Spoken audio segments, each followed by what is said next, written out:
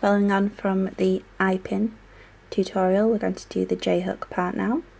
I've already cut about 2 inches and made sure they're both flush on both sides. So we start it in the exact same way as I've already shown you. Sorry, just trying to make sure I'm in focus. There we go. Now the other way you can do this rather than actually kinking it first is, or doing a right angle shall I say, is actually just do the loop and twist it like that. You can do it that way, but not everyone feels comfortable doing that way, but that's just another way you can do it. Now for the J-hook, because the loop is opening this side, I'm actually going to bend it this way. That's just a personal preference. I think it looks better at the end. Now when I did the earring hook, I wanted more on this side, but we're going to go about halfway along this time. So about that.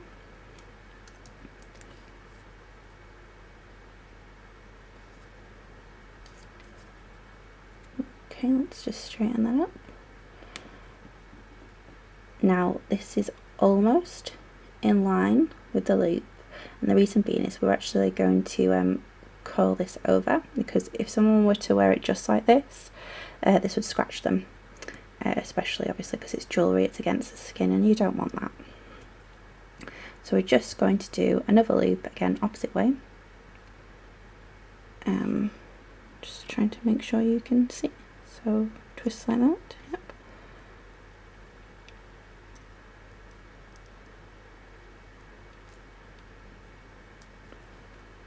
And you just want to push that in a little bit more. And there you have a J-hook. This side would go onto your cord, and this opening bit would go through a jump ring, a bit of chain, a loop on the opposite side.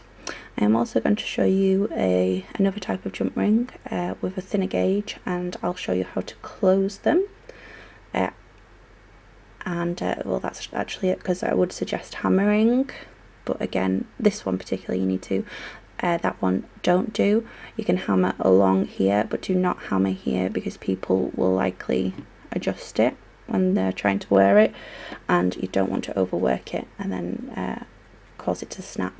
So yeah, hammer this little loop and hammer along this flat edge, but don't hammer the open loop and don't hammer the curve. Okay, so that's it for your first example of a J clasp. So I did mention earlier I was going to show you how to make a J hook that is wrapped. I'm working with 1mm, but 0.8 would be easier for you, especially at the beginning, so just be aware of that. I've seen some people use 0.6. I don't like 0.6 for findings. I think it's too weak personally, but it's all down to personal preference. Okay, so I'm going to cut probably about 2.5 inches again. And make sure it's flush on both sides. I mean, we do end up cutting it again at the end, but I just like to make sure. So we need to start with a loop on the bottom. You should have already seen how to do wrapped loops, but you need that little bit more. So whereas normally I'd use probably about a centimetre just for a basic loop, I'm probably going to use nearly 2. So we make our right angle. Oops, there we go.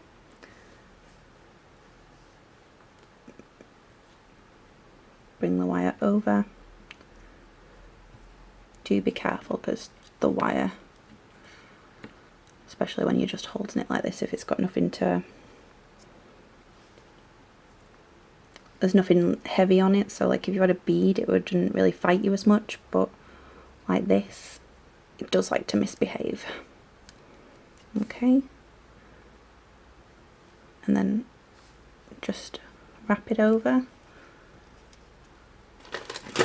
Apologies, trying to find my pliers. Get back in focus.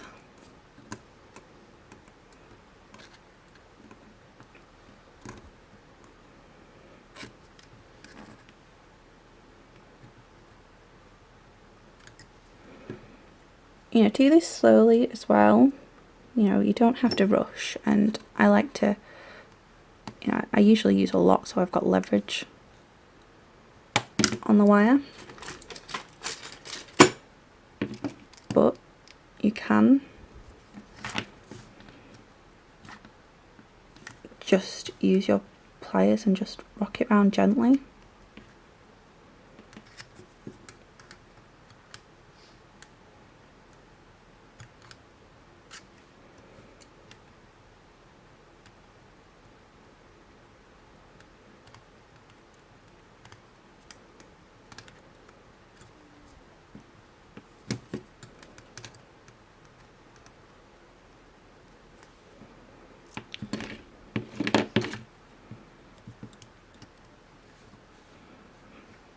Sorry, I'm out of frame.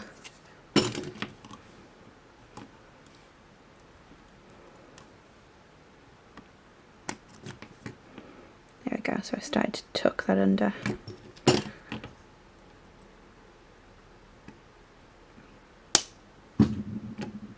Okay, and you should have already seen this tip, but in case you haven't, you just rock on the wire.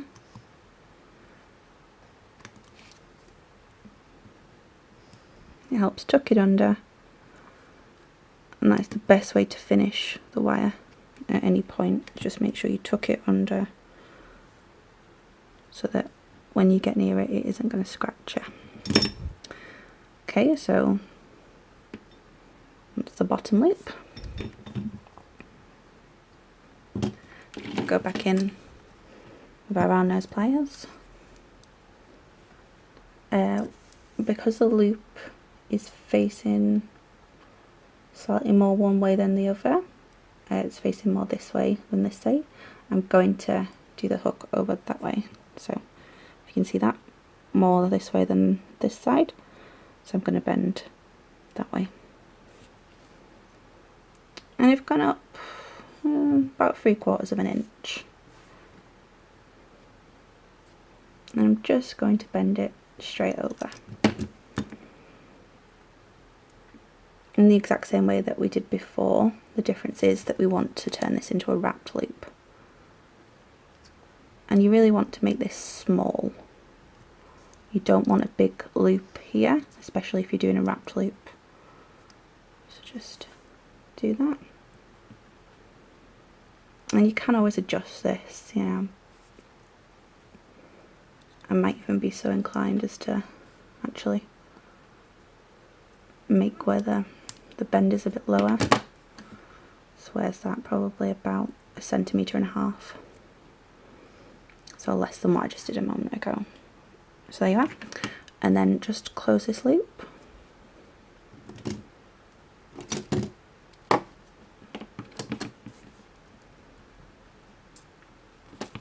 So always hold the loops with a pair of flat nose pliers so that they can't move.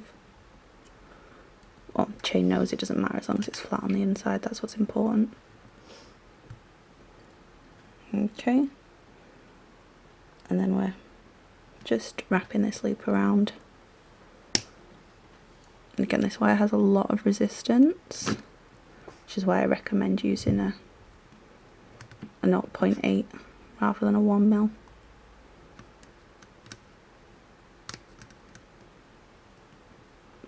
But as this is for demonstration purposes. And again, as I did before, just go slowly, don't need to rush. Just gently rock it.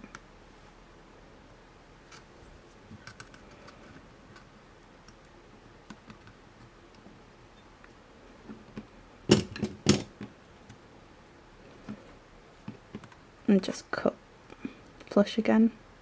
Put it back where it should be. And then get in there with your pliers. Be careful as well, because it would be very easy to cut a different wire.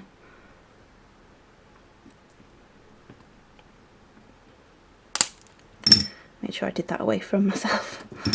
Well, that could have gone a little bit wrong. And again, just make sure you tuck that tail back under as much as you can.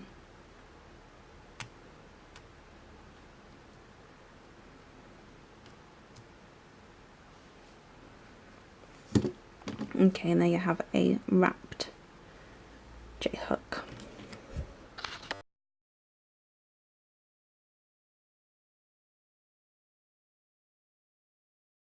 So now we're going to do an S clasp. This is only slightly different to a J in that it looks like an S. So the beginning is very similar. Another little loop here. You know, like I said before, you can always mark your pliers, or I usually just use bail making, so I always get the same sizes. Now I'm going to do one loop this side, and on the other side I'm going to do it the opposite way. Another top tip is, say you accidentally do it the same way, so I'll do it here. And you do them on the same side, all you have to do is twist, and then they're on opposite sides. That simple. Then, again, using your pliers, I tend to grip the wire itself and move that, sort of coiling it, and I stop there and I go back to the other side. Now I do this is because I want to avoid making a kink, which I used to make the mistake of all the time. So I'm going to do the same thing again. Put it in here, hold it, and then move the wire.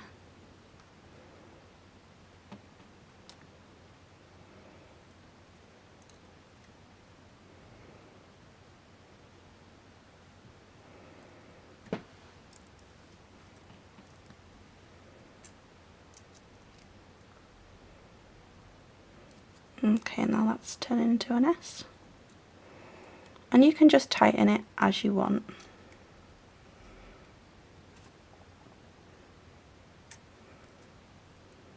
You don't have to do this perfectly, it doesn't have to be completely matching, but if you're a little bit OCD, obviously it helps, and it does look a little bit more professional the more matching that it is. So one point is you're going to put a jump ring, say here, and then so one point is going to fix to the thread or the wire or whatever you're using, and then the other side will be what goes through the loop. And the same with the J-hook, we're going to hammer, I tend to hammer the whole thing on both sides, and I'll film that quickly. So I'd probably do it a little, I would, if I was doing this for myself, do it a bit longer, but as this is just for a demonstration, and I'd do it both sides, and there you have it, your S hook.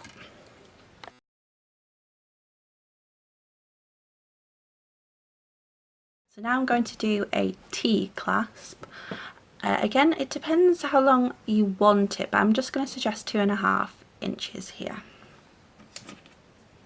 So first things first, put your pliers in the middle, and we're going to bend one way and one end the other.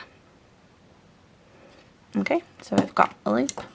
I tend to just want to squeeze that into place so that it's a definite loop.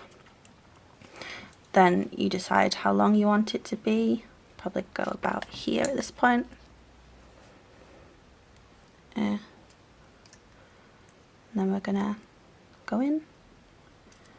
Now I've seen some people try and add extra wire in here. It's not a bad idea, but it's just a little bit simpler to do it this way.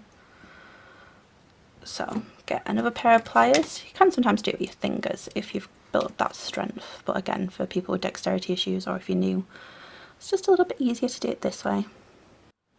So we're just going to completely turn this into a circle first,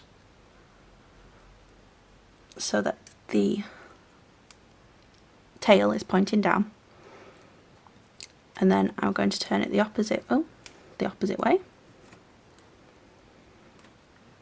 and I'm going to hold it like this, so that I've got,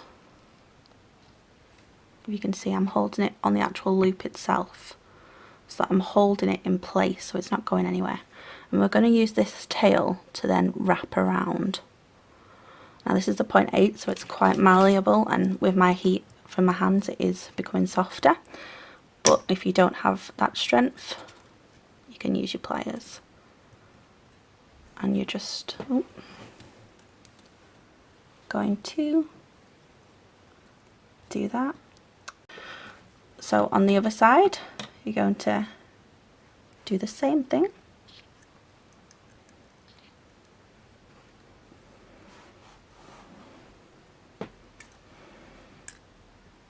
Create a tail.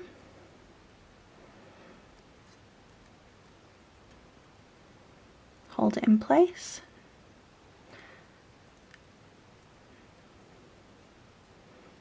And again, we're going to wrap.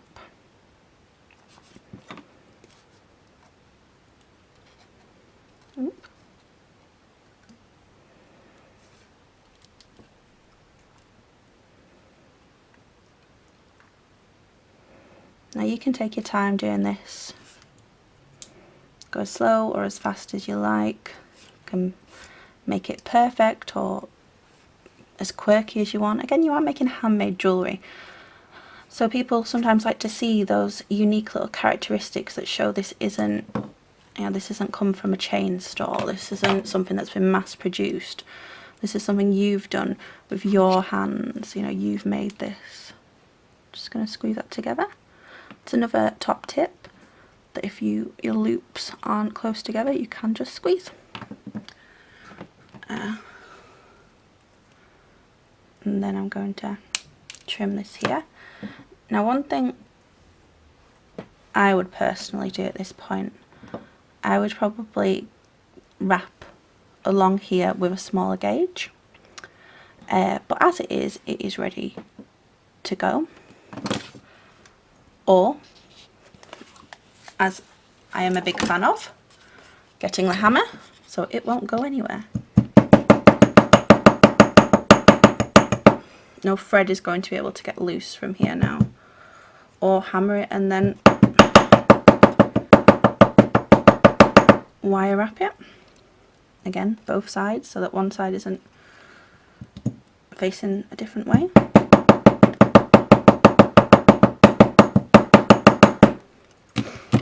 Now if I try and put a thread through here, it isn't going to slip out because those two have hammered together.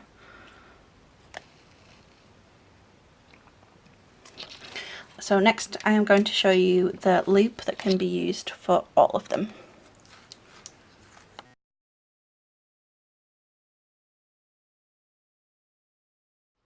Okay, so in this tutorial I'm going to show you the opposite side of the clasp. We've done the hook side with J clasp, S clasp and T-bar, you should have all seen. This is the loop side. I'm going to show you the open loops, which are my personal preferred ones, and then the closed loops. So I'm going to go for about 1.5 inches. You've seen this a few times. It is just a simple loop, about 1 centimetre in. And then we close them. Sorry, the wire keeps moving as I'm using it. Close the loop. Go to the other side. I personally like to leave a little bit of space.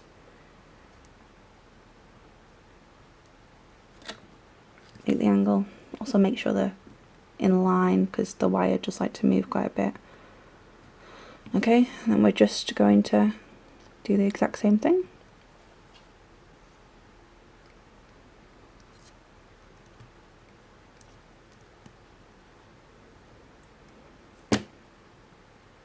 Okay, we have 2 loops. One side would attach to your wire work and the other would be for the clasp to go through. I'll see if I've got one somewhere close by. So we have the S hook from before. Just take that one off.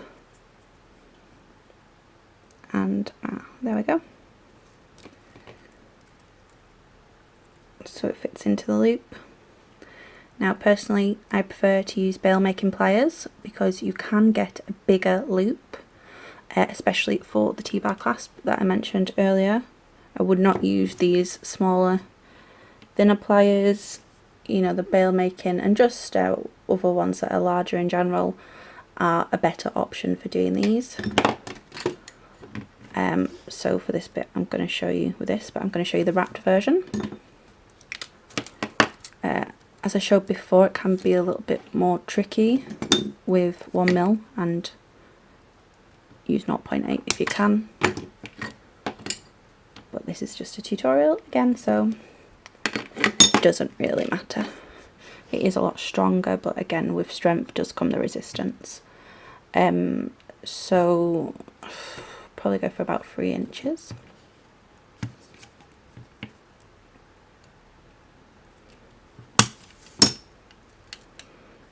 Just move that out of the way.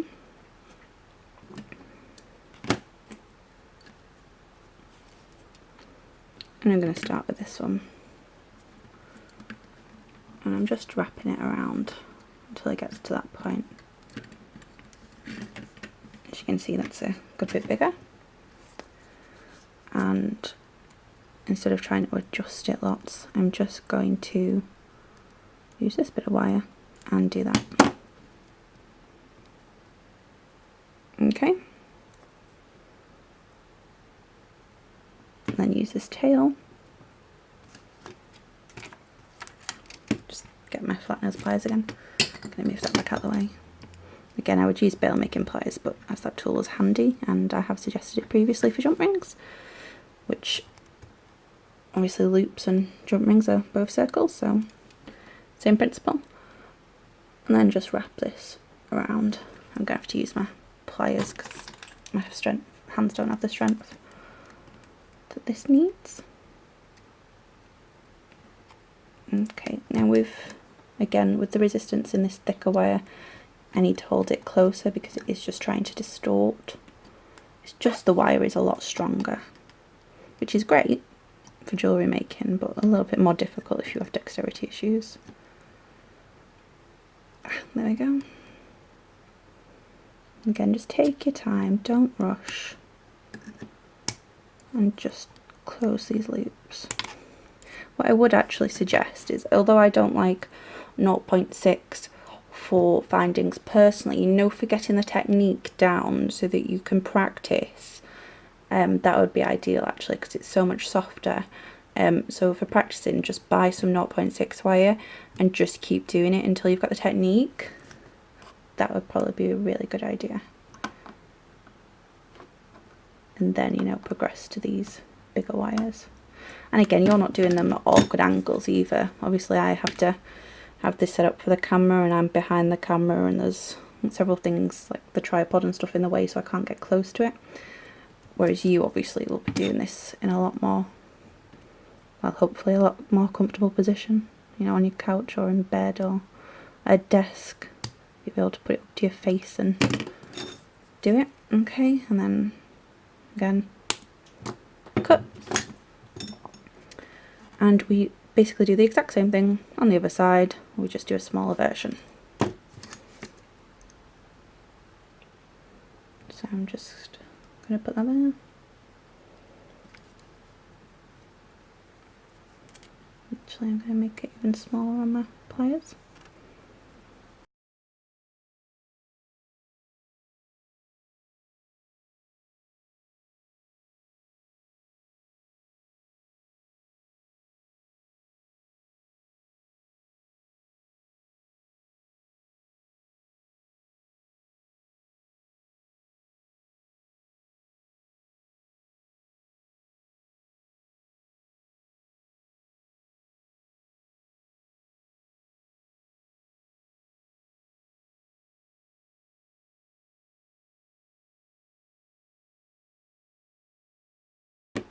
Okay, I'm just going to cut that there.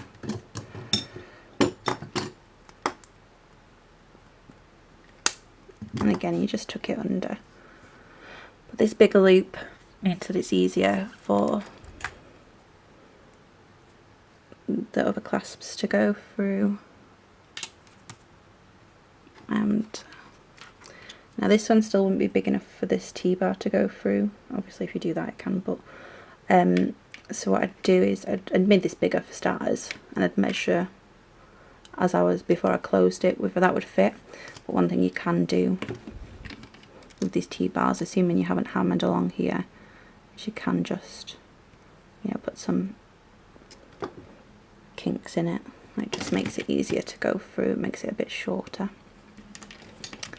Okay, so those are your 2 different types of loops that you can use for the opposite side of your clasp.